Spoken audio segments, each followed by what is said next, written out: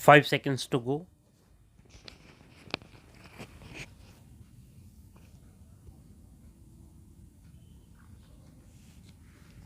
Start. Mr. Vice Chairman, sir, I rise to lend support to the resolution moved by my friend with full heart were. It is very correct that the present legal system of India is not an effective instrument of social change, as it is not a very effective instrument of social change.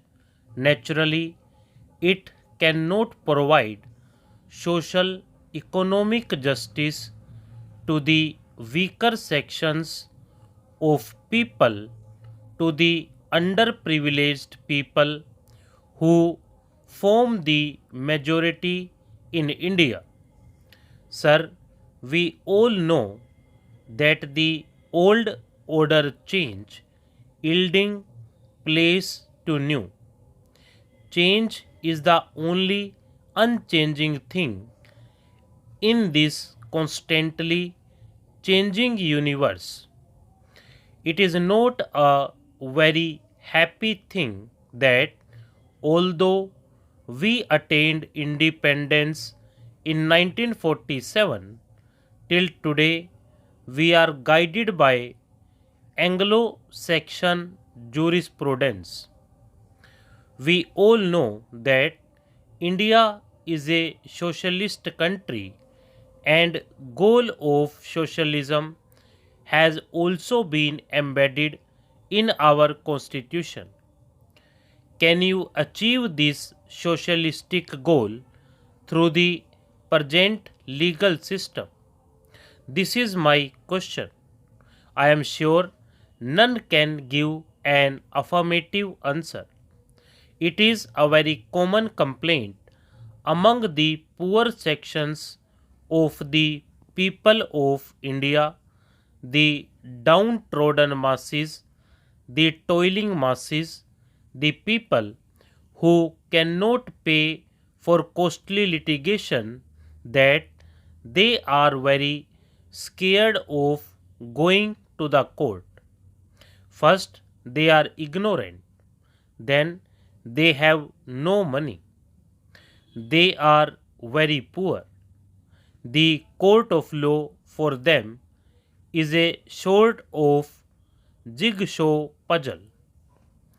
Whenever they go to a court to fight out a case for the redressal of their grievances, they always have the psychological fear. What is that fear? What is the use of going to the court?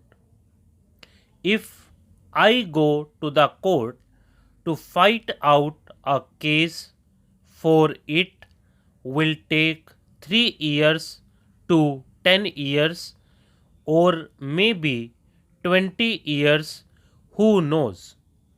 So, this inordinate delay in the dispensation of justice is a great hurdle for the poor people who cannot fight our costly cases. And even when they go to the court, the poorer sections of people have to pay high fees to the lawyers. In the process, they lose all their property, lock, stock, and barrel, and whatever they already have. There is a very interesting story. Two poor people were fighting out a case in the court over land.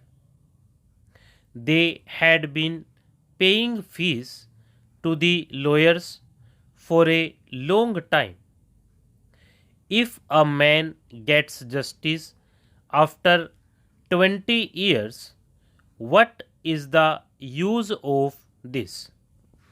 Now, as far back as 1928, Pandit Motilal Nehru laid great emphasis on judicial reforms, and in the 50 also the chief of the old bloc Pandit Jawaharlal Nehru harped on the same string. Now, when people go to the court day after day, they have to wait. And why? Because some of the people do not know the actual procedures.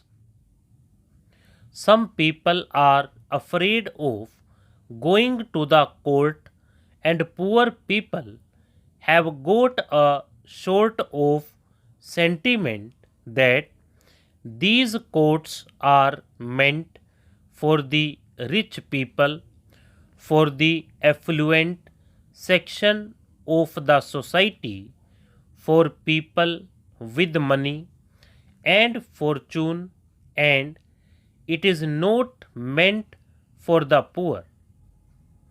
If we introduce this sort of judicial reforms by appointing a commission by which this sort of misgivings and apprehensions are totally removed the minds of the poor people of India, the earlier is done, the better it is for our country.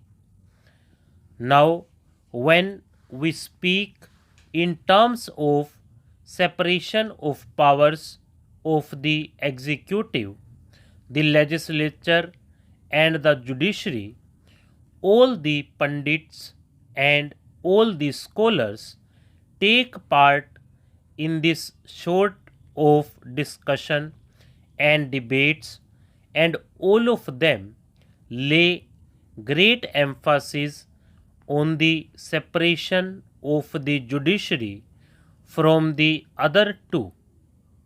There is a great reason behind it.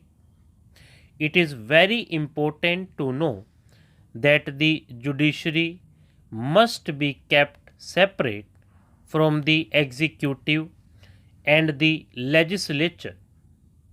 But the judiciary must be free, not in words but in reality. The judiciary has got to be free. Now, our beloved Prime Minister has introduced the one new program.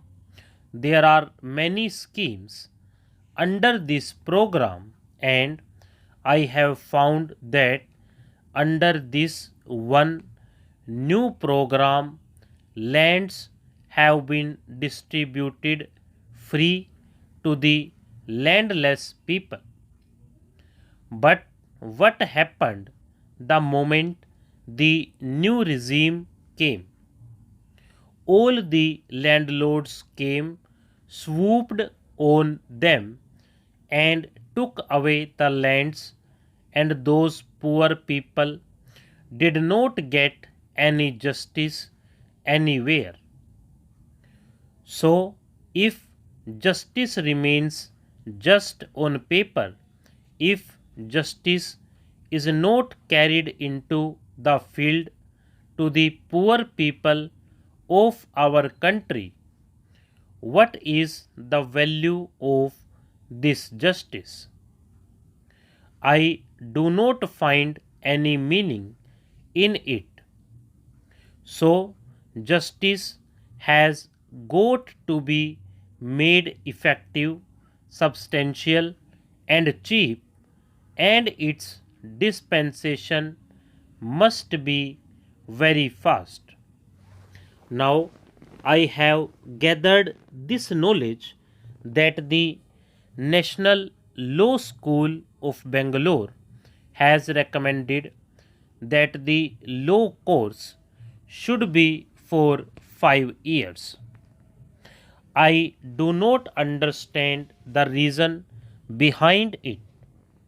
5 years is a very long time, and most of the poor parents cannot afford to defray the educational expenses of their sons and daughters who will have to pursue their studies for 5 long years. Stop.